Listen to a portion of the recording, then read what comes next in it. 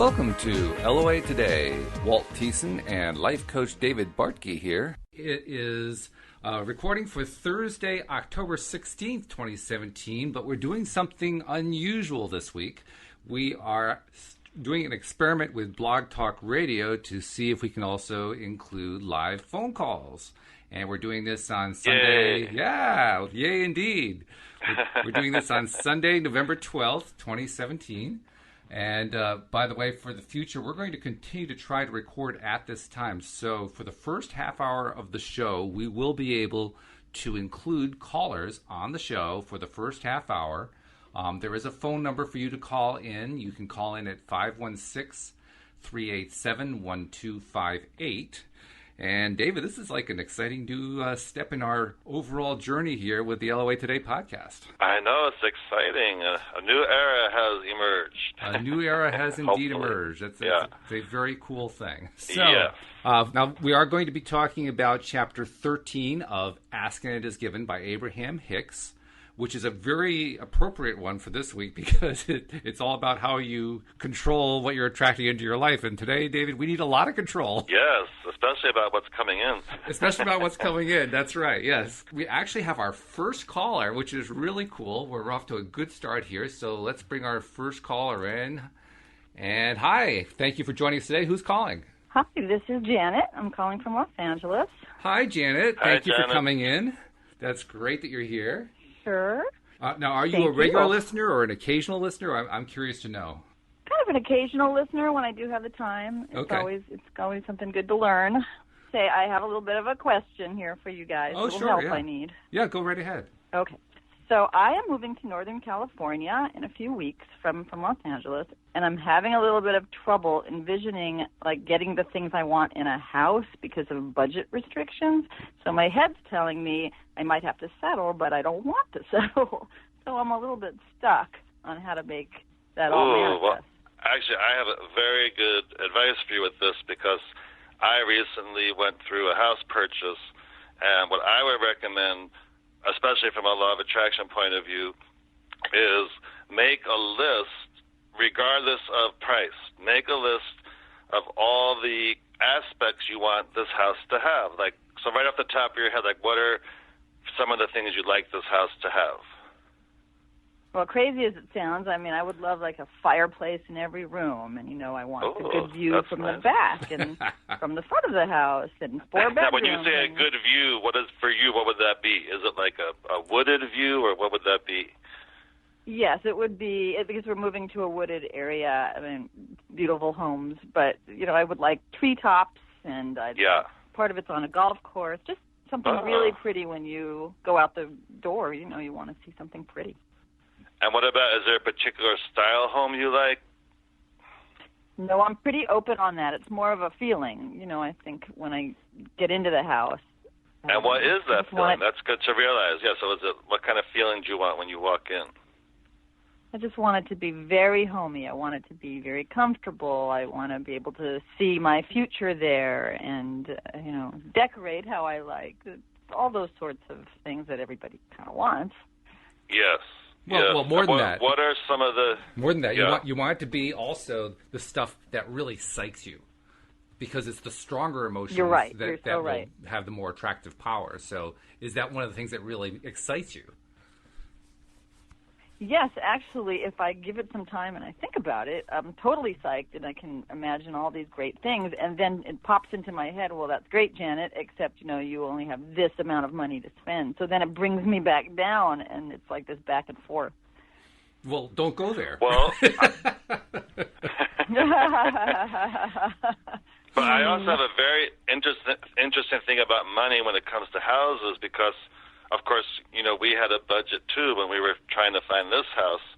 And I just kind of thought to myself, well, forgetting budget, what would I want in my dream house? So, of course, I made my list, and I focused on all that. And then when we started looking at houses, I purposely did look at houses that were above my price range because you just never know what you can get. You have to just be open to the possibility because, you never know who's desperate to sell, and sometimes people overprice their homes, so you can get it for $50,000 less than they're asking. So I would definitely say and recommend stay open to looking at homes that are above your price range. Right. You don't have to make it something that... So obviously I'm not going to... No, go ahead. I was going to say I wouldn't jump, double the price, but you're saying don't limit it. Right, that's what I was going to say. Like you don't want to push it 40 to 60,000. Yeah, you don't want to push it so that you don't believe it. You have to be able to believe it, and it has to feel good. If you put it up to a number that you don't believe, that won't work. I think that's kind of a little of the problem. Right. Well, right. So I guess I could go highest budget and then just off the charts of what I want and let it come to me and kind of. Yeah, and sometimes in the house that's 40, 50,000 more than you think you can afford, you might find some more features that excite you, and you never know. With negotiation, it might come down to where you can afford it, and you'll be like, oh wow, I'm so glad I looked at that, because if I had let that price stop me from looking at it, I would never have been able to get it. Okay, so I have to kind of take the price out of the equation and just focus 100% on what I want and the feeling what of you what want. I want. Like Walt said, just because if you're getting psyched about it, it almost doesn't matter what the price is, as long as you don't focus on the price and you focus on the psyched part. I mean, I don't know how long you've tried to work with the law of attraction, but have you been able to attract stuff in the past deliberately? Yes, I think so. I've recognized it and I've acknowledged it. So you probably know that most of the time, the way it arrives is not what you expected. That's true. Yes, that's right? Totally true.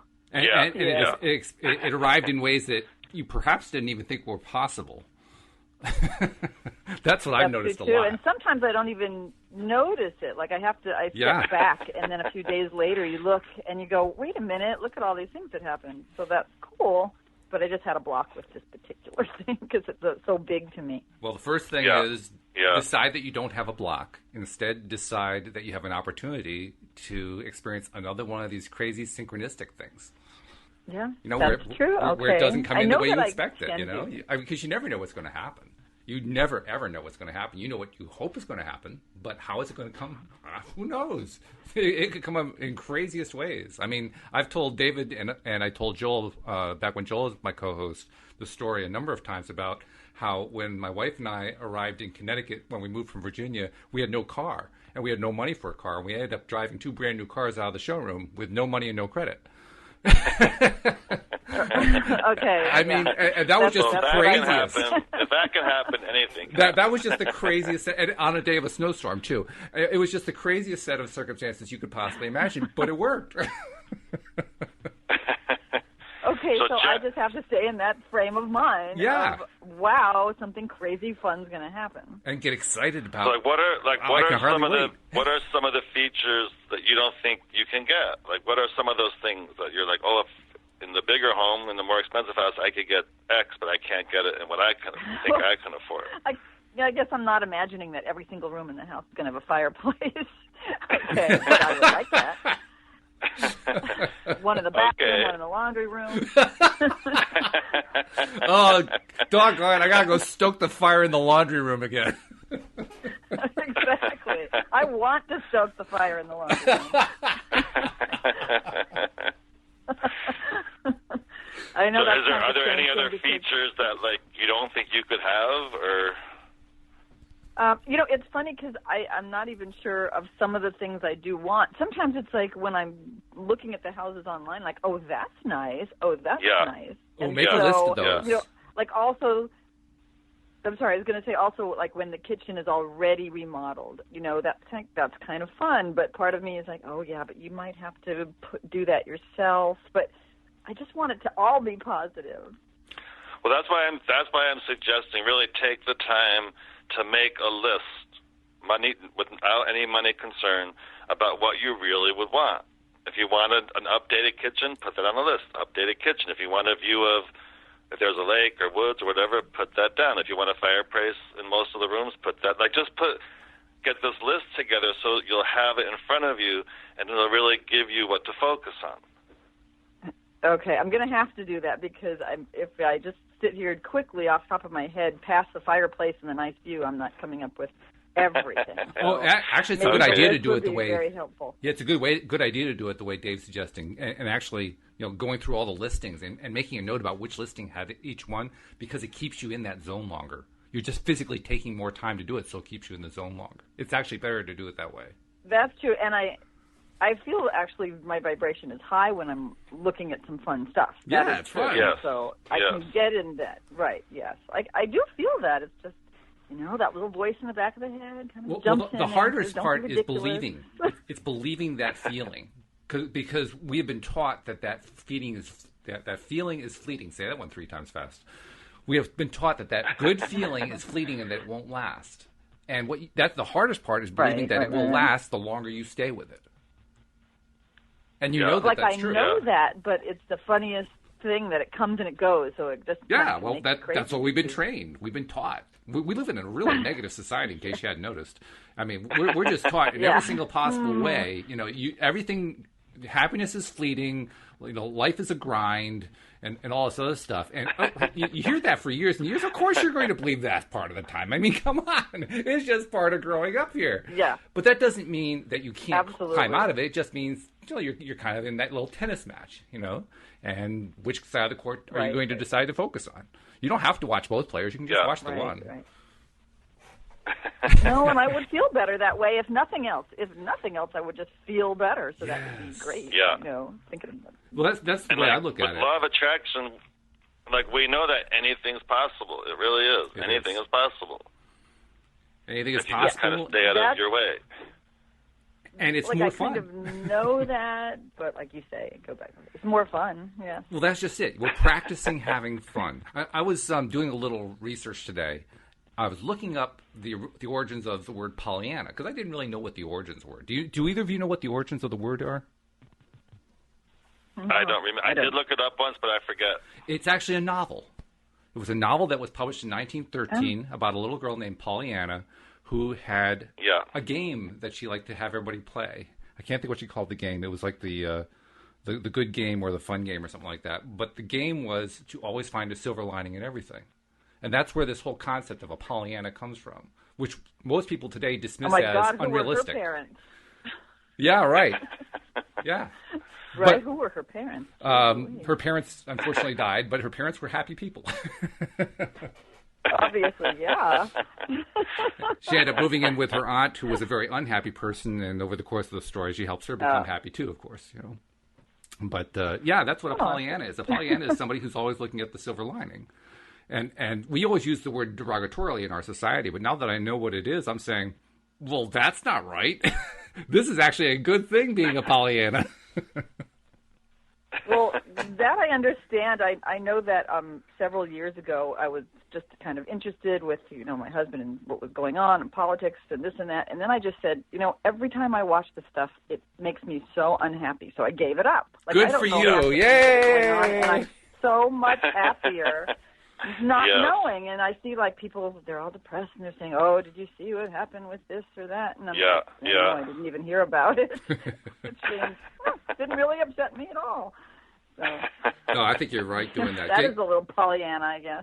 It may be Pollyanna, but that's a good thing. Being Pollyanna, that's what we're discovering. That's what I discovered today. Being Pollyanna is a good thing.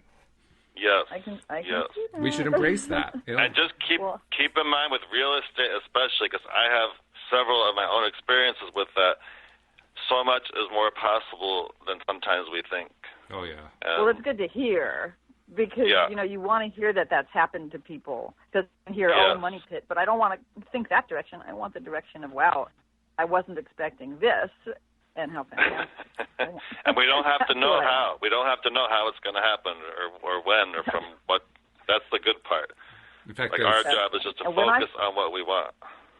When I find that fireplace in my bathroom.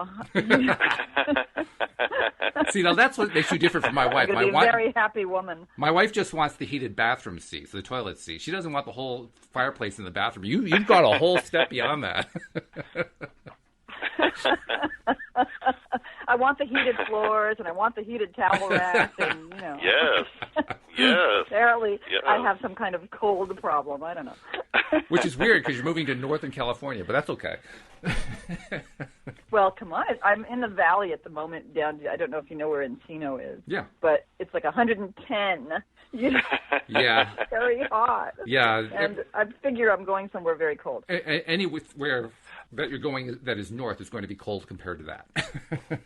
Doesn't matter how far north it is. So while I'm doing my laundry and I have the fireplace and the deer are walking past the golf course, Yes. this is my fantasy land. Now, another important thing I want to request that you put on your list that you make is also put in what kind of neighbors you want. Like, so you have all. I also want to have like really nice neighbors, and you want the neighborhood to have a good reputation, to be safe. You know, throw in all those kind of things as well. Yeah, That's actually really true. I do worry about that one too. Well, don't worry about the neighbor thing. The worrying is not good. Get the You're worry right, off you're the right. plate. But yeah, do that. Okay, And in so fact, forget the worry. use all of your senses. We tend to use our visual senses when we visualize. That's where visualizing comes from. But you can auditorize too. You can tactilize. You can imagine what your other senses are going to experience in the house and outside the house. That would, yeah. No, that would be good. One of my favorite. Yeah. Next door will not be screaming children. Okay. That's good. That's good. One of my wife's favorites is smoke. She loves smelling wood smoke. Oh. Oh, I love it. I love that. You know, so there's a good one to include if you like wood smoke. That's true. I didn't think of like what I might smell when I'm out there. Especially if you have a fireplace. Trees and pine trees and beautiful. I mean, if you're going to have a fireplace, you're going to have wood smoke. That's all there air. is to it. One goes with the other. And what about, do you care, like, if you have a private backyard? Because, you know, sometimes you can see your neighbor's house behind you, and sometimes you can't. That's important to think about, too. That's true. That's true. I would like to have some private space, obviously. I don't mind neighbors. Yeah. You know, I don't hate the neighbors, but I want the deer and the bunny and all that happy Pollyanna stuff, right? I want to have Snow White happening in my backyard. So far we know you want a updated kitchen. You want it to have some kind of views. You want a lot of fireplaces. You want nice neighbors. You want a backyard where at least there's some privacy from neighbors. Mm-hmm.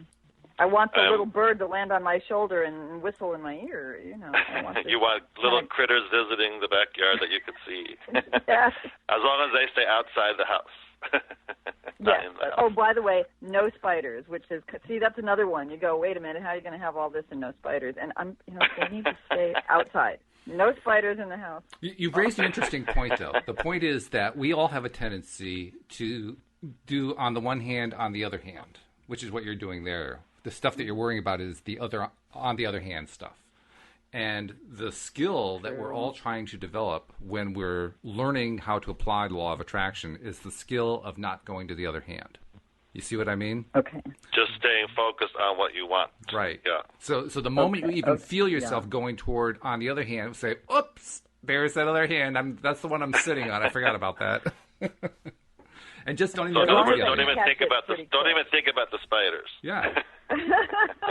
And the way to not think about spiders is to go back. And the bunny will focus on that stuff instead. Anytime that you're worried about money or anything, anything you're worried about, the moment that you notice that you're worrying, go back to one of the good things on the list and focus on that instead and get real excited. Because right now you feel good about this house.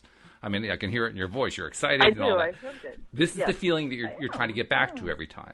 So whenever that worry thing happens, stop, say, oh, there's that worry thing. Where's my list? What's at the top of my list? Oh, it's the bunny rabbits, or the fireplace, or whatever it is, and go back to the feeling. And that way, it doesn't matter if you touched on the worry at that point. If you just touched on it and you flick back, the worry almost didn't even happen. You see? Carry this list around with me, apparently, and post it everywhere. Just keep the things on that list and your excitement about this house as your more dominant thoughts and dominant vibration about it all. Right. Well, even talking to you guys, you can feel the vibration just, yay. It's like I'm just already moved and I'm already having fun just talking about it, Yeah. And I know that when you stay when there, you focus on what you want. when you stay there, we're going to get another call in another week, 3 weeks, 5 weeks, 2 months, whatever. And you're going to say, you're never going to believe what happened. That's the way the call's going to start. I would love that. When I tell you that I have a fireplace in my bathroom, anybody listening is going to be like, okay. I mean, I just have to tell you this story just to give you some excitement about a house that's over your price range. So one of my many stories about that is I was with my partner. We were driving by a house. It was an open house. And we walked in the house, and we were like, oh, my God, this house is so nice. And then we asked the realtor how much it was, and it was $100,000 more than our budget was. Yeah. But we were like, well, let's, to ourselves, like, oh, we'll just take the tour anyway, whatever. So we went through the house, and we were like, this is it. We just love everything about it. So the realtor, we told that to the realtor, but we said, but it's kind of way above our price range. Here's our number. In the very unlikely chance that whatever happens, here's our number. So a few weeks went by, and we got a call from the realtor, and they're like, well, there haven't been any offers on the house yet. I know you said it was above your budget, but what could you offer? And we're like, what could we offer? Like, well, and we told the price, which was $100,000 less than the asking price. And she said, well, I'm going to present it to the seller. And we're like, you are? Because it was just so far below. And we ended up buying that house. Now, did we know behind the scenes that there was a divorce going on and all kinds of issues, and they had no money? And because there were no offers on the house, because it was overpriced, no one else even put an offer in, they were in a desperate situation. And it ended up working out, and we bought the house, and we were like, wow, like, how did that happen?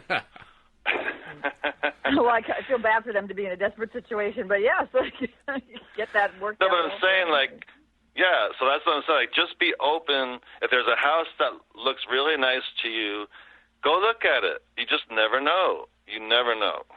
And by the way, we don't have to feel bad about them. Like, the people who had to sell the house at the lower price, there's no reason to feel bad about them because they actually got a good result out of it.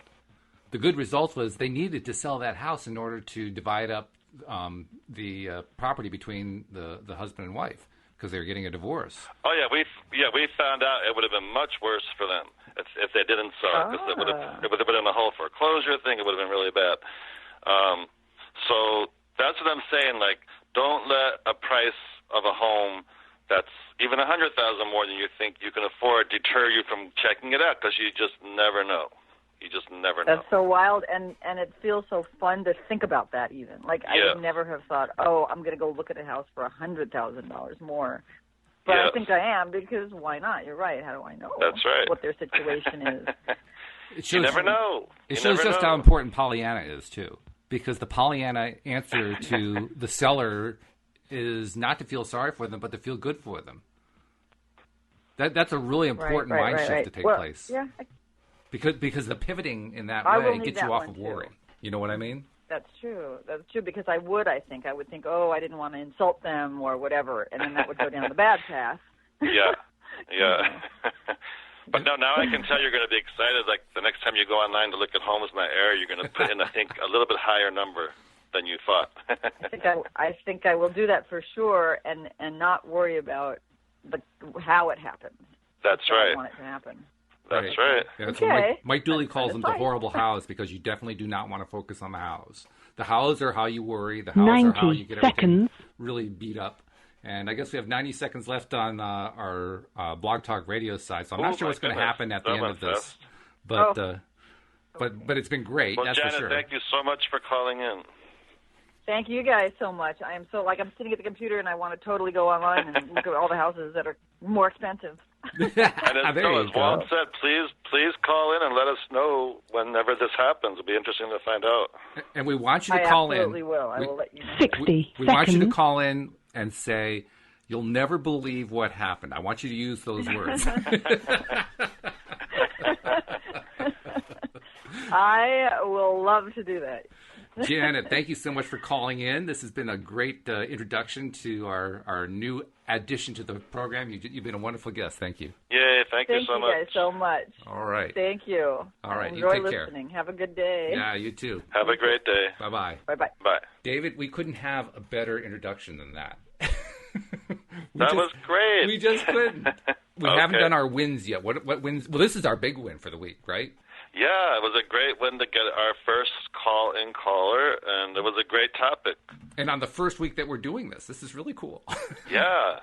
So Yeah, and the wonderful thing for anyone listening is the things that we talked about with Janet, you can do for anything you want to attract, whether it's a house or more money or a relationship, whatever that is. So what other great wins have you had this week? It's going to be hard to match this one, perhaps, but what else have you had this week?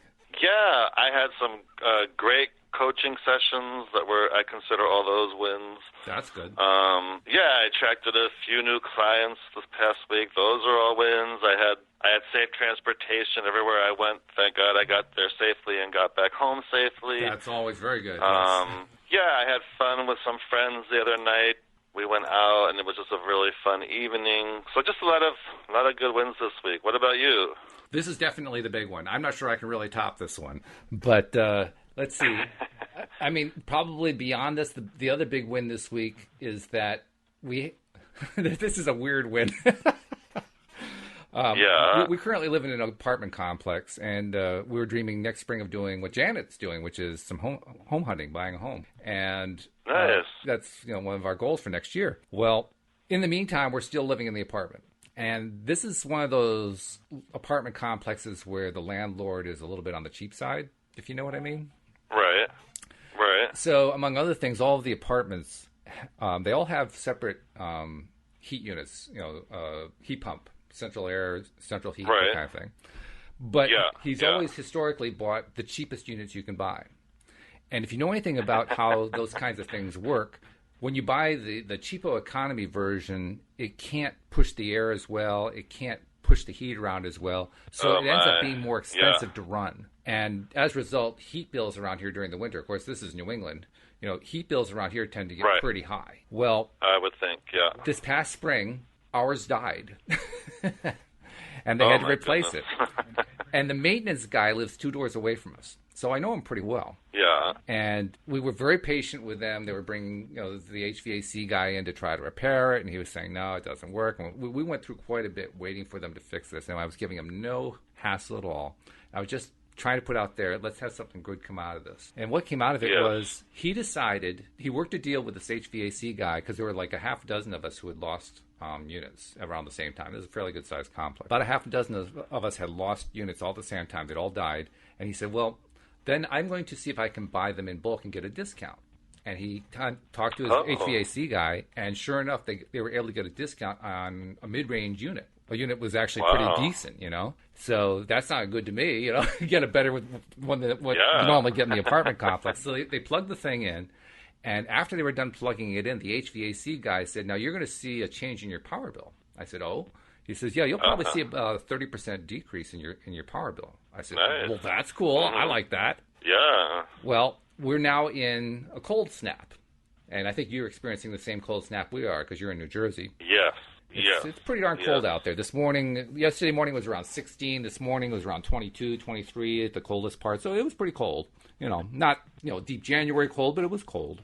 Now, normally, when it gets that cold, with the old unit that we had, we would tend to start seeing ice on the windows. The unit would run continuously, and the emergency heat would kick on a lot. The emergency heat where, they have the electric heater that kicks in and adds to the heat pump. With this new heat pump that's in, the emergency heat hasn't come up at all, except when we've tried to increase the temperature deliberately. And there have been a number of times where the heat pump was actually turning off at 16 degrees because the house was holding temperature well enough, and it didn't have to keep running. And I'm thinking, I like this. Nice. I like this. That's nice. Yes. Big improvement.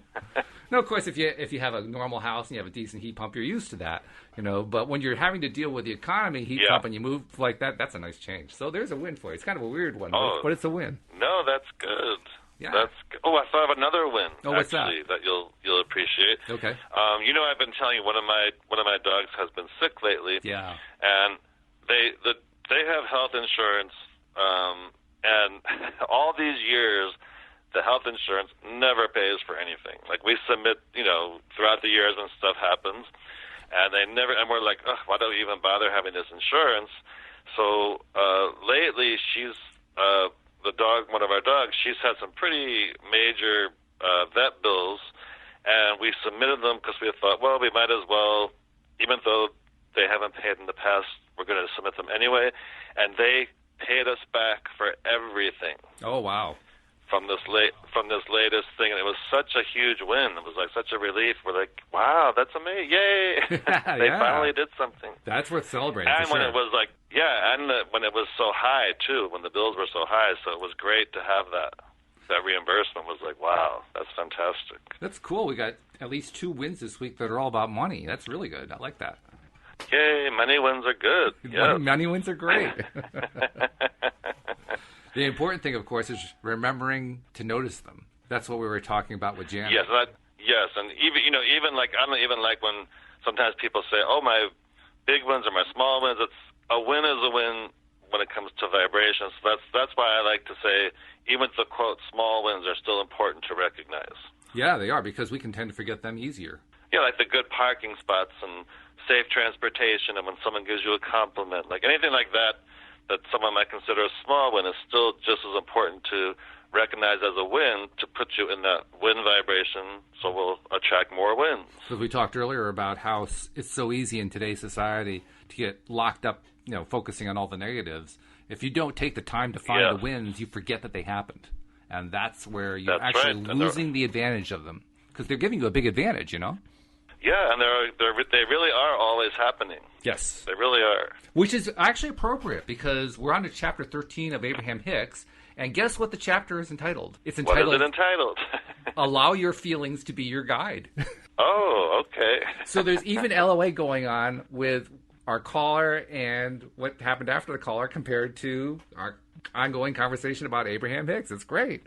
That's right, yes. So let's do a little reading here. Starts off by saying, another important premise that is valuable to remember is that you are a physical extension of source energy, and that an eternal stream of source energy flows to you and through you, and that it is you. This stream flowed before the physical being that you know as you was born, and it will continue to flow once the physical being that you know as you experiences what you call death. Every living thing, animal, human, or plant, experiences that which is called death, with no exception. Spirit, which is who we really are, is eternal. So what death must be is but a changing of the perspective of that eternal spirit. If you are standing in your physical body and consciously connected to that spirit, then you are eternal in nature, and you need never fear any endedness, because from that perspective there is none. You will never cease to be, for you are eternal consciousness. Your emotions let you know how much source energy you are summoning in this moment by virtue of the desire you hold in this moment. They also let you know whether your preponderance of thought on the subject matches your desire or matches the absence of your desire. For example, a feeling of passion or enthusiasm indicates that there is a very strong desire focused in the moment. A feeling of rage or revenge also indicates that there is a very strong desire. However, a feeling of lethargy or boredom indicates very little focused desire in the moment. Boy, does that tie into what we were talking about with Janet. I mean, because we were getting her to focus on the part that really made her feel great. There it is, in black and white. I'm reading it right off the paper. Yes. I mean, the synchronicity here today is great. I love it. Absolutely. So when you really, really want something and you are thinking about your desire and feeling pleasure from the thought, your thought vibration is now in alignment with your desire, and the current from your source is flowing through you toward your intended desire with no restriction or resistance. And we call that allowing. Boy, is that the most important concept of all. That's why it's so important to be a Pollyanna. I love that. This is my new favorite word of the week, David. Pollyanna. I love Pollyanna now that I know what it is. I'm actually going to read the book. And I think there's even a movie. There called is. Pollyanna. I believe there was a Disney movie from like 1960 or something like that. Yeah. I think so. Yeah. And I never saw that movie either, which shows that my Disney portfolio is seriously lacking. Well, you're creating your own Pollyanna movie in your own life. That's right. So. That's right. Yeah. It's nice to know that here's another example of how somebody understood the concept without necessarily understanding how it all works in the background. But yes. the author knew well enough that you had to have a positive viewpoint at all times, looking at the silver linings instead of the gray clouds if you want to have a happy and successful life. And thank goodness she actually wrote this thing. It's kind of a shame, really, that society has decided that Pollyanna is something that means unrealistic. Yeah. I know, because sometimes people say, "Oh, you're so Pollyanna," or whatever. Yeah, and that's what they mean. And, now you'll be able to say, clouds, "Yes, I am." Yeah, that's now right. You'll be able to say, "Yes, I am." You should try it sometime. Yeah, you'd be a much happier person. Look at that frown on your face. That's right. That's right. Being a Pollyanna is a good because we don't have to know how something's going to happen or manifest for us. Interesting thing. Part of my research, I looked up Pollyanna in Wikipedia because, of course, that's the modern day encyclopedia. And you always have to be a little bit careful with Wikipedia because you never really know just how good all the research is going to be. Sometimes it's good, sometimes it's not so good. You actually have to check the references and so forth, which I do. But the Wikipedia article had one really interesting entry about Pollyanna. They had a lot. They obviously talked about the history of the book and so forth. But one of the best things that they said is that Pollyanna it's basically a way to feel good without worrying that you're feeling good. Yes. That's not exactly the wording that they used, but that was the gist of what they were saying. And I thought to myself, that's really advanced for Wikipedia, Seriously, because most of the stuff, I mean, I'm not exactly an aficionado of Wikipedia, but I've used it enough. And there is just as much negativity in there as there is anywhere else because it's a mirror on society. So, you kind of, it comes with the territory. So when you find something that actually gives truth, as you and I understand it, as LOA practitioners understand it, even if they aren't emphasizing it as LOA, I don't care. They put some truth in there, and that feels good to find it. Absolutely. So we all need to be more Pollyanna. Yeah, we need to be more Pollyanna, or as the next section is subtitled, we need to learn to pay attention to our feelings. It says, when emotions are strong, whether they feel good or feel bad, your desire is strong. When emotions are weak, your desire is not so strong. When emotions feel good, whether they are strong or weak, you are allowing the fulfillment of your desire. Really important to remember, guys. You're going to emphasize feeling bad. You're going to get some kind of actualization of that. You are going to allow the fulfillment of your desire because you're focusing on it. Yes. And another key is to realize that feeling good or feeling bad, it really is a choice. If you're feeling not great and you're feeling bad, it's as easy as shifting your thoughts to something more enjoyable than whatever it is you're focusing on. And it's also an opportunity because, like Janet was saying, it can be very tricky at times. You have the one thought and then all of a sudden you start worrying about something related to that thought. And that's the opportunity right there. It's the opportunity to say, you know what? I'm not going there today. I'm going somewhere else. I'm going to go to a happy place. So, yes, continuing from the chapter, your emotions are absolute indicators of your vibrational content, and therefore they are the perfect reflection of your current point of attraction. They help you know in any moment whether or not you are currently allowing the fulfillment of your desire. And then all this is in italics. You may believe that you cannot control your emotions, or you may believe that you should control your emotions, but we would like you to approach your emotions in a different way. It is our encouragement that you pay attention to how you feel and allow your emotions to be the valuable indicators that they are. That's an important distinction, isn't it, David? Because we do want to try to control the emotions, but really we're not trying to control the emotions. We're trying to control what we're focusing on. Yes, because what we're focusing on determines how we're feeling. So we're controlling emotions indirectly rather than directly. Kind of, yeah. Yeah. And they say it very point blank there. You may believe that you should control your emotions, but we would like you to approach your emotions in a different way. In other words, they're saying, don't try to control your emotions. Do it through your thoughts. Do it through what you're focusing on. Yes. Change your focus. It's as simple as if you're feeling really good and happy, then you're at a good place because you're feeling really good. If you're feeling not so good, then you know you need to refocus to help yourself. Interesting you should say that because the next section is entitled, An Empty Feeling is Telling You Something Important. When the fuel gauge on your vehicle indicates that the tank is empty, you do not criticize the indicator. Boy, is that a good point. That's true. You receive the information that it has offered you, and you do something about adding more fuel to your tank. Yes. Similarly, a negative feeling is an indicator that your current choice of thoughts has you offering a vibration that is so out of harmony with your source energy that you are currently disallowing your full connection to that energy stream. You could say your tank is approaching empty. Your emotions do not create, but they do indicate what you are currently attracting. If your emotions are helping you know that your choice of thoughts is not taking you in the direction that you desire to go, then do something about that. Replenish your connection by choosing better feeling thoughts. Absolutely. Yes. So there it is again. Yeah. It's not about controlling emotion. It's about changing focus. And choosing.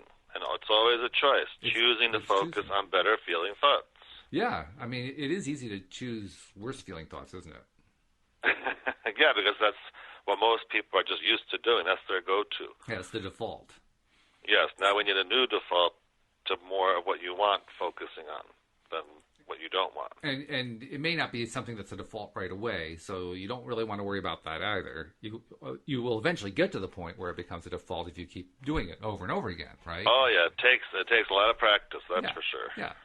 But with the practice, you'll start feeling the difference. That's how you know, like, you know what, I feel a little better now since I refocused on what I was thinking about. And I recall early on, I didn't notice a difference. It took me a while to even notice the difference. I had to do it pretty steadily for like a few weeks at a time before I even barely began to notice a difference. But you slowly did, and that's how you knew you were going in the right direction. Yeah, actually, you know what the first clue I got was?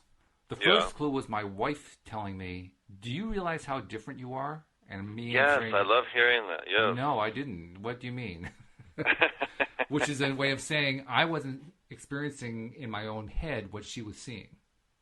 And so what did she say? Like, what did she notice that she could tell there was something, like some kind of improvement? I don't remember the specifics of what she said, but the gist of it was that I was more positive, happier, not dwelling on negatives as much. You know, that's a big thing. It is a big deal. Yeah. And ever since then, I have gotten. I mean, you do it long enough, you actually do notice it after a while. Oh yeah. You know, you notice it in a big way, but it's getting through that first period of time that's the hard part. Yeah. You know, because you don't feel it. If you don't see, we're so used to living in a society where we demand instant results, and if you don't see those instant results, man, that can be really rough to get through. Yeah. But you just have to kind of trust it's going to happen, because it does happen. It does. You do get to the point where it starts feeling better. You just have to be sticking with it. If you don't stick with it, obviously you're not going to get anywhere. But you have to be making that attempt every single day. That's where written affirmations really help. They do. Because it's a way of, you read them every day, and now you're starting the habit. You're developing the habit of focusing for at least some portion of the day on positive stuff. And somewhere within yourself, you know that it's helping. You know you feel a touch better. That's really what I think. Even if it's not this big aha moment at first, I really think that somewhere you kind of know, like, refocusing on what I want. You know, that kind of felt a little better. I don't know about you. Maybe that worked for you. For at the beginning, I didn't feel that at all.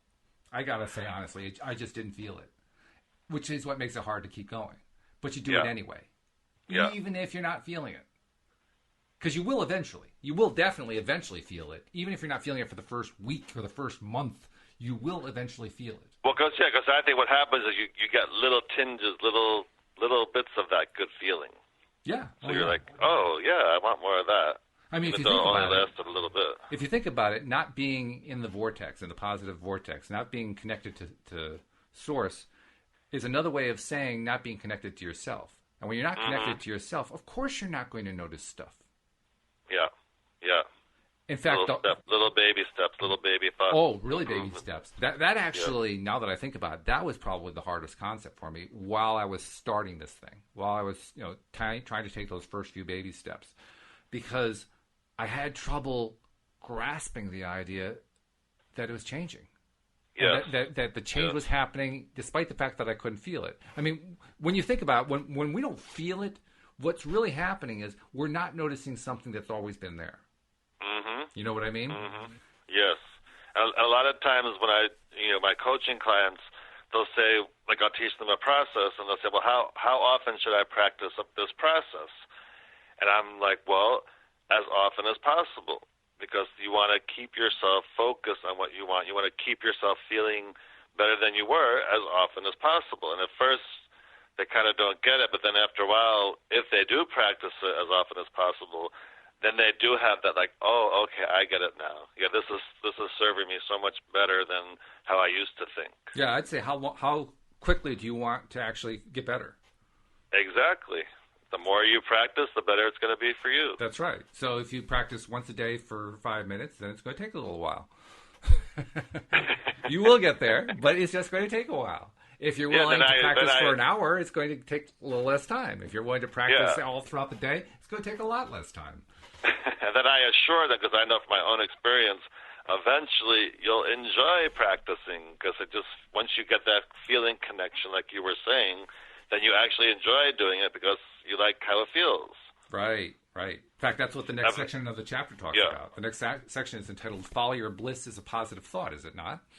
Ooh, yes. It says, as we've touched on previously, much has been written about the power of positive thought, and we are certainly proponents of that.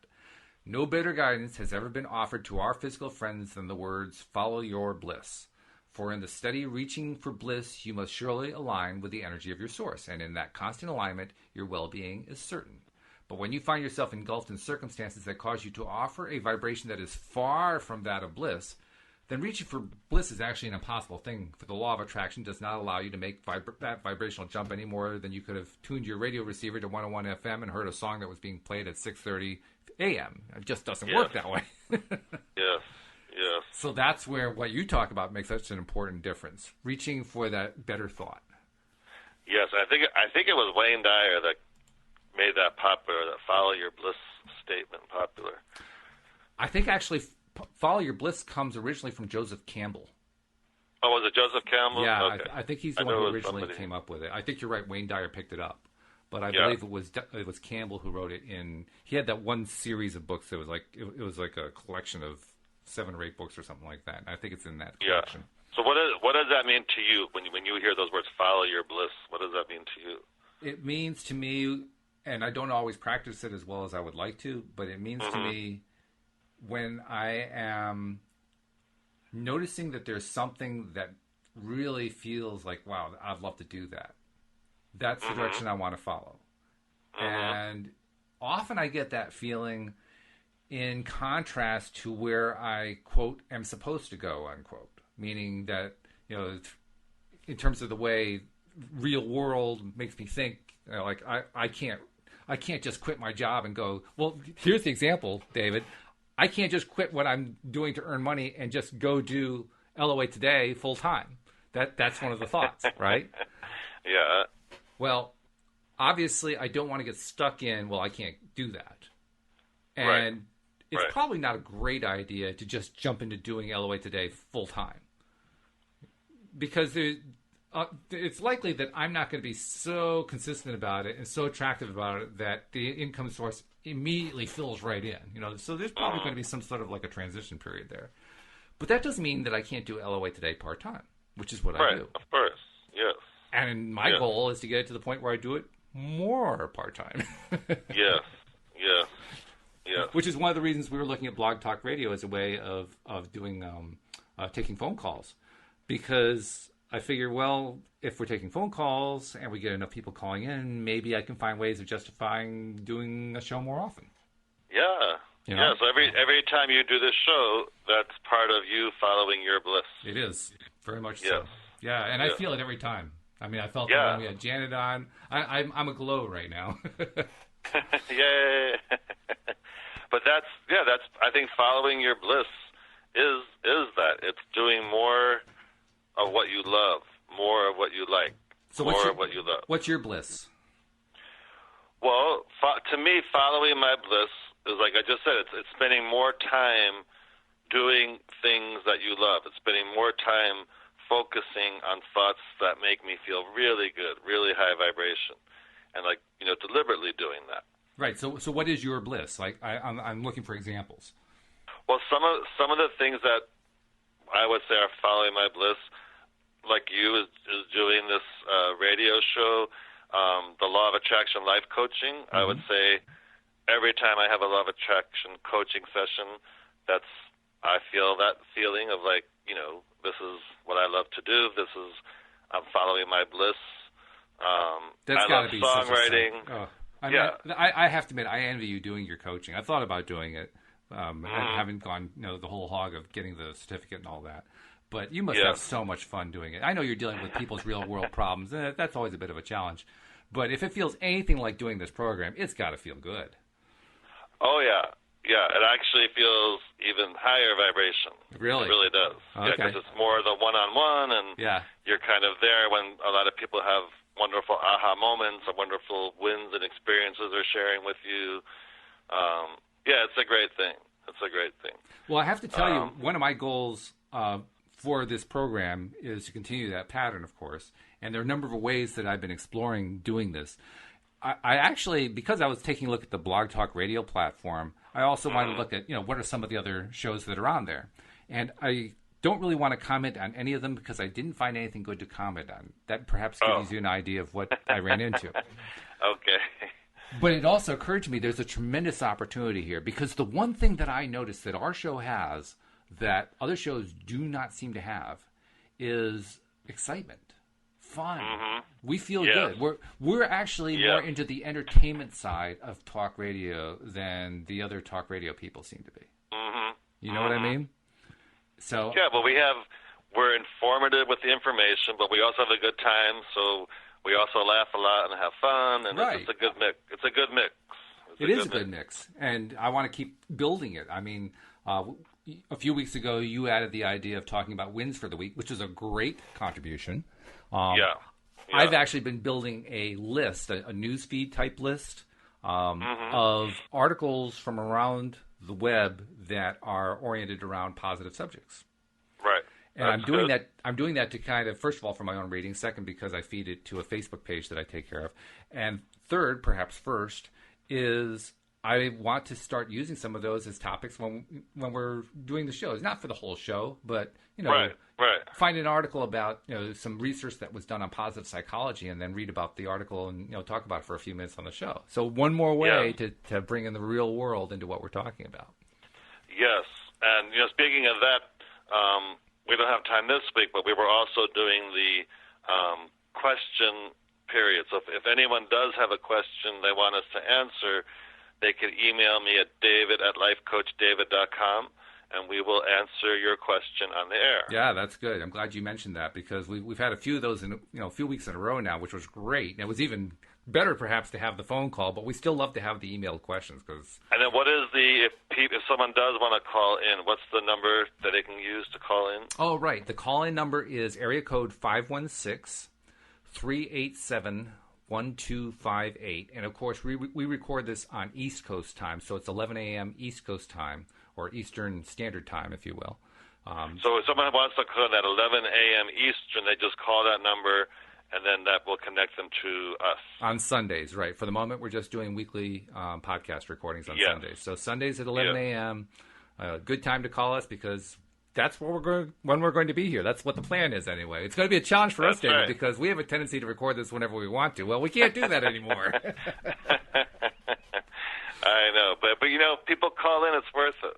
It is. Oh, I mean, that call from Janet was wonderful. Thank you, Janet. I just had so much fun talking with you, and I can hardly wait to find out what the result's going to be on that house. I know. Oh. And I bet she's going to find fireplaces.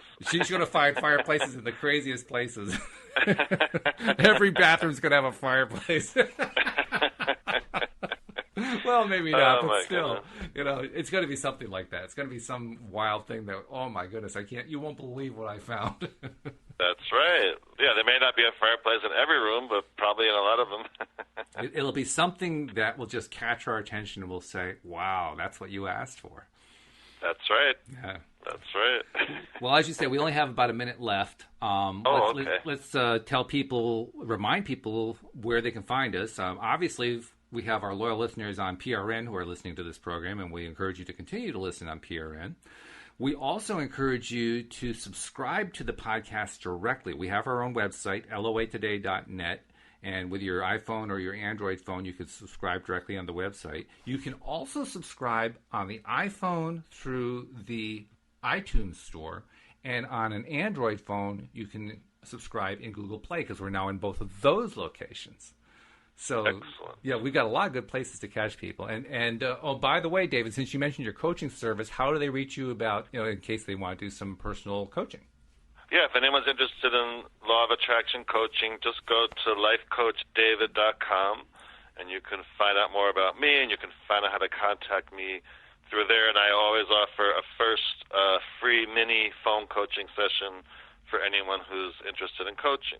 Excellent. Well, I always say this every week, but it's particularly true this week. David, it's been a pleasure as usual. Yes, it has. It's been wonderful.